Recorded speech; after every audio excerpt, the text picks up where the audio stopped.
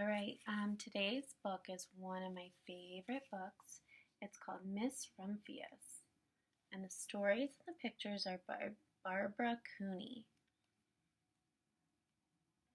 And I love the illustrations, but it also has a really good story behind it. So listen carefully and see why I might like this story. The Lupine Lady lives in a small house overlooking the sea.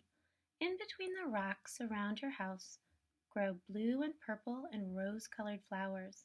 The Lupine Lady is little and old, but she has not always been that way. I know. She's my great aunt, and she told me so. Once upon a time she was a little girl named Alice, who lived in a city by the sea. From the front stoop she could see the wharves and the bristling masts of tall ships. Many years ago, Grandfather had come to America on a large sailing ship. So look, here she is on the stoop.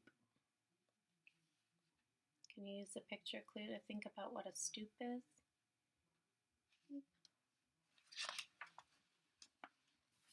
Now he worked in the shop at the bottom of the house, making figureheads for the prows of ships and carving Indians out of wood to put in the front of cigar stores. For Alice's grandfather was an artist. He painted pictures, too, of sailing ships and places across the sea. When he was very busy, Alice helped him put in the skies. So there she is painting the skies for him. In the evening, Alice sat on her grandfather's knee and listened to the stories of faraway places. When he had finished, Alice would say, "When I grow up, I too will go to faraway places, and when I grow old, I too will live beside the sea." "That is all very well, little Alice," said her grandfather, "but there's a third thing you must do." "What is that?" asked Alice. "You must do something to make the world more beautiful," said her grandfather. "All right," said Alice, but she did not know what that could be. In the meantime, Alice got up and washed her face and ate porridge for breakfast. She went to school and came home and did her homework, and pretty soon she was grown up.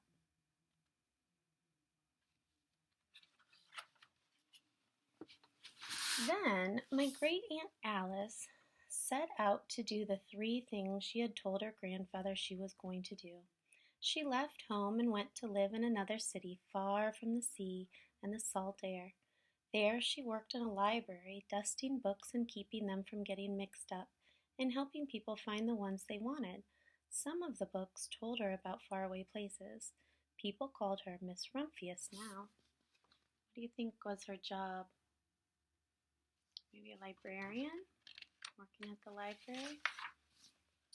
Sometimes she went to the conservatory in the middle of the park. When she stepped inside on a wintry day, the warm, moist air wrapped itself around her, and the sweet smell of jasmine filled her nose. "This is almost like a tropical island," said Miss Rumphius, "but not quite." Looks beautiful. So Miss Rumphius went to a real tropical island where people kept cockatoos and monkeys as pets. She walked on long beaches picking up beautiful shells. One day she met the Babaraja, king of a fishing village. "You must be tired," he said. "Come into my house and rest." So Miss Rumphius went in and met the Babaraja's wife.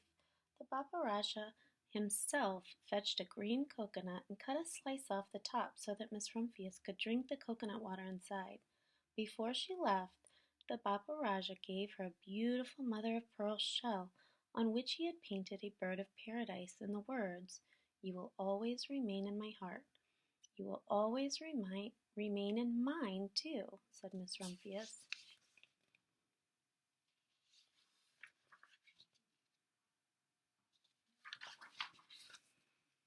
My great aunt, Miss Alice Rumphius, climbed tall mountains where the snow never melted.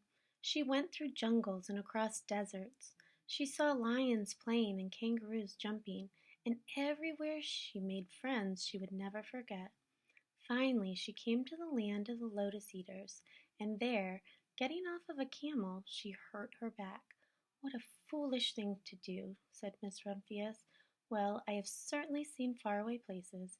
Maybe it is time to find my place by the sea. And it was, and she did.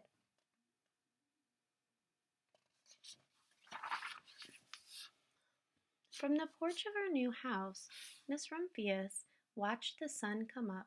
She watched it cross the heavens and sparkle in the water, and she saw it set in glory in the evening. She started a little garden among the rocks that surrounded her house, and she planted a few flower seeds in the stony ground. Miss Rumphius was almost perfectly happy. But there's still one more thing I have to do, she said. I have to do something to make the world more beautiful. But what? The world already is pretty nice, she thought, looking out over the ocean. Do you have an idea? You know what she's going to do?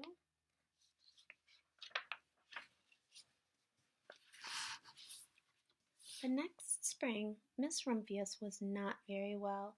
Her back was bothering her again, and she had to stay in bed most of the time. The flowers she had planted the summer before had come and bloomed in spite of the stony ground.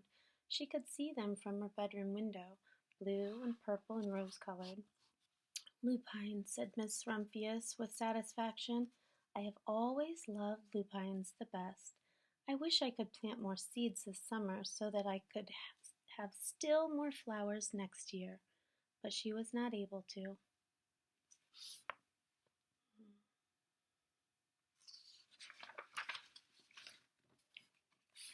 After a hard winter spring came, Miss Rumphius was feeling much better.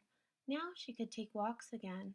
One afternoon she started to go up and over the hill where she had not been in a long time. I don't believe my eyes, she cried when she got to the top, for there on the other side of the hill was a large patch of blue and purple and rose-colored lupines. It was the wind, she said as she knelt in delight. It was the wind that brought the seeds from my garden here, and the birds must have helped. Then Miss Rumphius had a wonderful idea. You know what she's going to do next?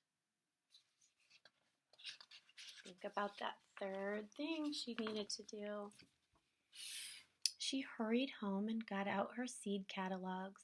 She went off to the very best seed house for 5 bushels of lupine seed.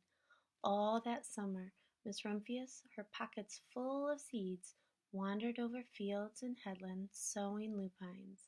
She scattered seeds along the highways and down the country lanes. She flung handfuls of them around the schoolhouse and back to the church. She tossed them into hollows in along stone walls. Her back didn't hurt her any more at all. Now, some people called her that crazy old lady. Do you know what it means when it said that she sowed lupines? It means planted. She scattered the seeds along. The next spring, there were lupines everywhere. Fields and hillsides were covered with blue and purple and rose-colored flowers. They bloomed along the highways and down the lanes. Bright patches lay around the schoolhouse and back of the church. Down in the hollows and along the stone walls grew the beautiful flowers. Miss Rumphius had done that third, the most difficult thing of all.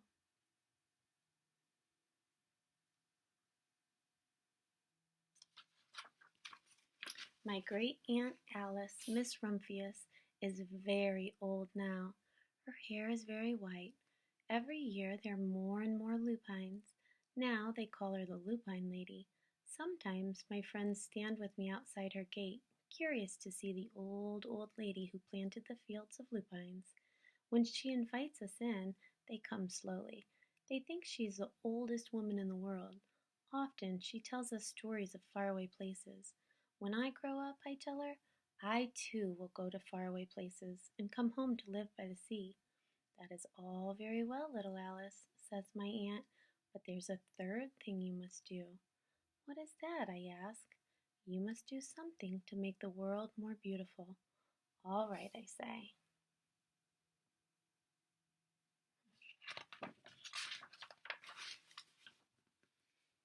But I do not know yet what that could be. Look at that. Isn't it beautiful? Do you think she made the world a more beautiful place? I do. Flowers are very pretty. Can you think why that was one of my favorite stories? I like stories that inspire you to do good things. So maybe you can think about something that you could do to make the world a better place or a more pretty place.